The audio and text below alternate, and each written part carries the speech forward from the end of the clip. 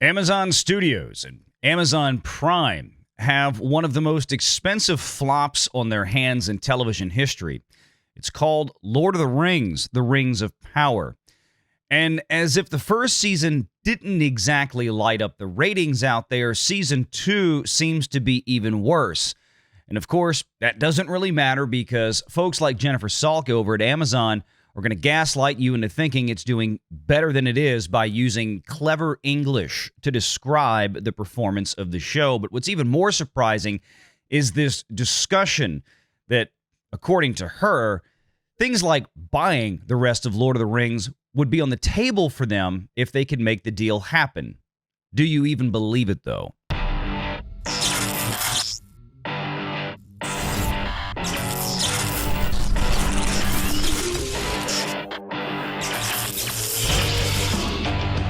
Renegade Online. This is a story about how Amazon is like hinting at they would love to buy the full regalia of Lord of the Rings, right? Instead of just what limited access they have now, they want all of it. They want the whole thing. They want to be the rights holders for Lord of the Rings. They got to buy Warner Brothers out. Well, that's exactly right. Lucky for them, this is super simple. Yeah, they could buy it. Even their own lawyers don't know how this works. That's the joke. I get it. Yeah, I know. That's just it. I mean, they would still have to honor the contract with Warner Brothers. The Embracer Group would have to want to sell them. And this is one of the only things that the Embracer Group holds right now that is actually working for them. So I don't know if the Embracer... Is she referring to the license or is she referring to the whole thing kit and caboodle? The whole kit and caboodle. Like books, movies, television. Right. She's just saying this to try and get a rise out of us. That's gonna be a breeze. What she's trying to do, and I think part of this is related to this other story, and this is why I think it's important to bring this up. I think part of this is related to this. This is a term we just have to use way too much today, but that's what it is. Gaslighting about how successful this show is for Amazon Prime. Jennifer Salk, head of Amazon MGM Studios, recently shared, now of course she is under the Amazon Studios global head of diversity, equity, and inclusion. So I just want to make that clear to everybody. Is talking about potentially purchasing the rights to the Lord of the Rings from Embracer Group. In an interview recently with Variety magazine, Salk was asked by KJ Yossman, Embracer, who've had a rocky 18 months, currently own the majority of Tolkien's IP. We could see a situation in which Amazon, or could we see a situation in which Amazon potentially acquires the company? Salke replied, we're always talking about those opportunities, but I don't have anything to share right now. So again, it wasn't a definitive, but it's, I get it. It's a non-answer. But Embracer Group revealed in 2023 that it was able to acquire Middle-earth Enterprises at a shockingly low price. The most significant acquisition of these acquisitions, according to their financial report, was the acquisition of Middle-earth, which owns a vast intellectual property, catalog, and worldwide rights to motion pictures, video games and board games, merchandising, theme parks, and stage productions relating to the iconic fantasy literary work, The Lord of the Rings trilogy and The Hobbit by Tolkien, as well as matching rights in other Middle-earth-related literary works authorized by the Tolkien estate and HarperCollins, which have yet to be explored. Do you want me to explain why they got it so cheap, or are you about to? No, you can go ahead. Go ahead. Okay, the reason they got it so cheap is because the Embracer Group, that is, they got it so cheap from Middle-earth Enterprises or whatever the hell it was. Tolkien's estate. It was the Saul-Zaentz group. Saul-Zaentz. Yeah. Okay, the reason they got it so cheap was because, first, Saul-Zaentz has done nothing but been in and out of court over this crap for the last 30 years. So they have probably a legal bill that's higher than you can imagine. So they were desperate to unload it.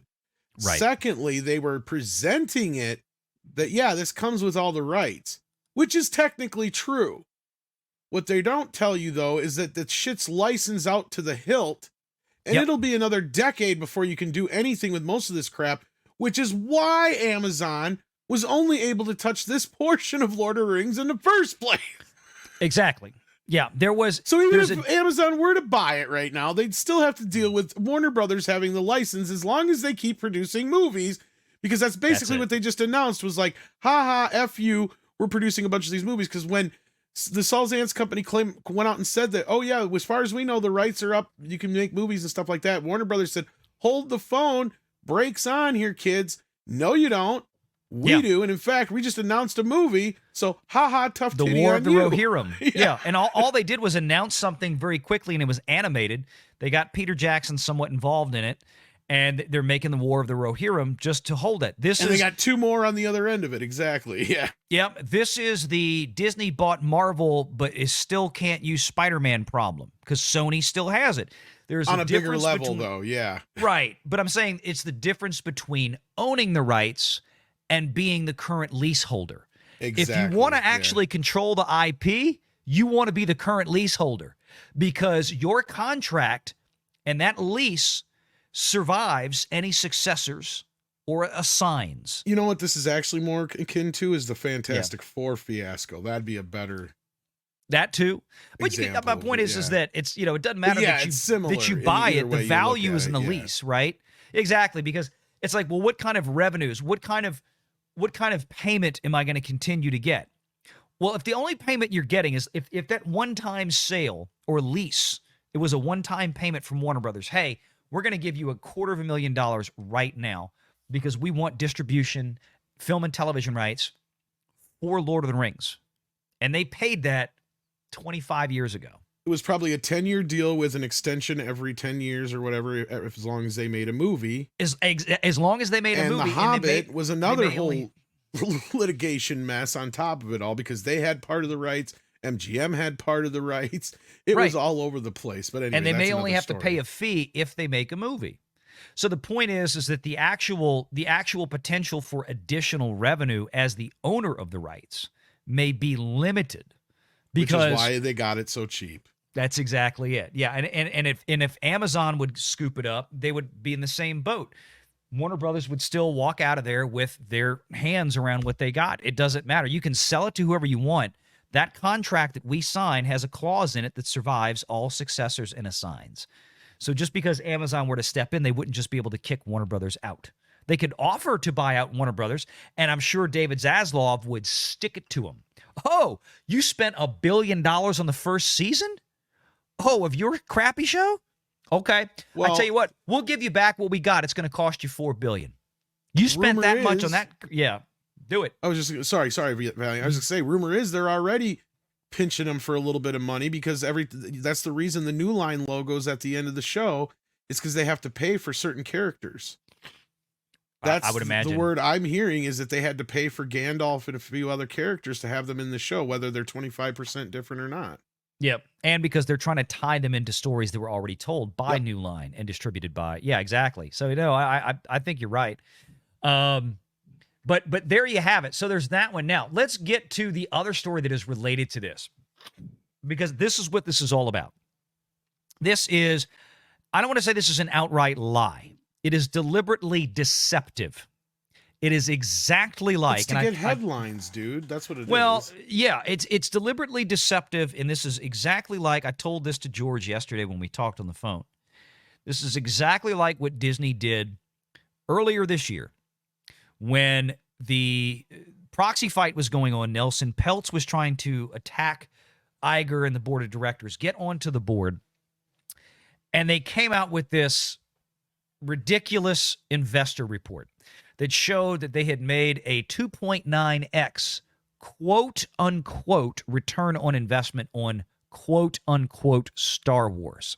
Of course, I tore it to shreds, and it was so bad that Forbes magazine, Caroline Reed again, tore it to shreds even worse than I tore it to shreds. What Disney described wasn't even really a return on investment. They didn't include major issues like the actual $4 billion cost just to get Star Wars. They did not factor in $2 to $3 billion of building out theme parks and failed hotels. It was on and on. They didn't include any of the money they spent producing and marketing anything for Star Wars on Disney Plus. It was ridiculous. But they got the win in the media, at least in the short term, during the proxy fight, right? They got the sale to investors. They were able to trick investors into thinking this is what it was, even though we didn't really say that's what it was. You had to know how to read the fine print. So the message was, and people have still repeated the lie, the bullcrap, that Disney has made $12 billion from Star Wars. That is false. That is fake. That is nonsense. They have not returned $12 billion in profits from Star Wars after spending $4 billion on it. That is absolute crapola. We have the same thing going on here. That's why I bring all this up. We have the same thing going on. So how here, much I do they have believe. to make? How much do they have to make on Lord of the Rings to justify the investment?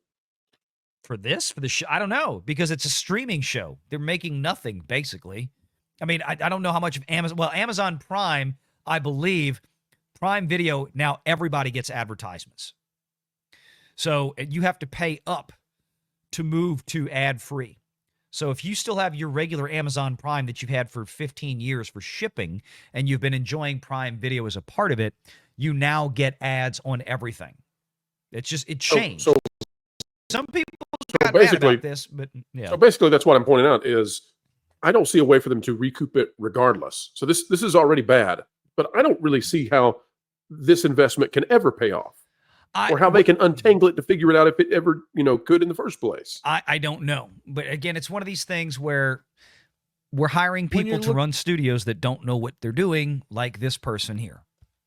Yeah, because they're running it like it's a loss leader. Right. That's the problem. And look, these shows and movies and stuff that they do for these streaming things wouldn't be such a problem if they just understood and weren't acting like the goldarn underwear gnomes that they are, and realized that you can't be spending $200-300 million on a TV show or a movie when you're not going to have any kind of theatrical return on this or network return on this from commercials. No, right? Like, that's just impossible, improbable. And even these shows that they're considering hits now, I'm going like, yeah, that's great, but you know what? That show would have been canceled 5 years ago. For that much money, it would have. Netflix would. I mean, look, No, I've not said the story even in before. some cases, but yeah, I get what you're saying. But like, Netflix is they're the exception, not the example. That's the problem that the studios had from the start, and that's something we beat that dead horse to death already a few times. But point being is like, yeah, you can't keep doing this. And I think that's where Zaslav is really trying to pull the reins back on a lot of the crap over at Warner Brothers, and certain other people are too, is because if you were producing some of these shows for, a basic television show price used to be back in the day, you wouldn't have the problems you're having right now. But you cannot do this. You cannot spend the amount of money like this on a loss leader. I don't care if you are Amazon and you got the money to burn. You're literally burning that kind of money.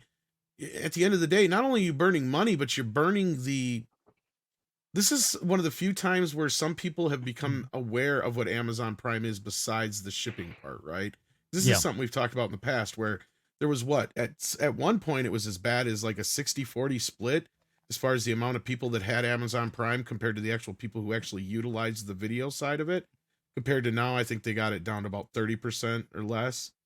But like, there's more people watching it now because of the original content, but that's what the push is. Yeah, that's what I'm saying. Is this hurting their credibility overall? Because what Netflix was built on was shows like Stranger Things and things like that, to where there's a pedigree to it. They had the money to spend on those shows. Amazon wanted this to be their Stranger Things, and obviously it didn't work out. And it's not working. Or I thought more of their Game of Thrones, but either way, yeah, I get what you're saying.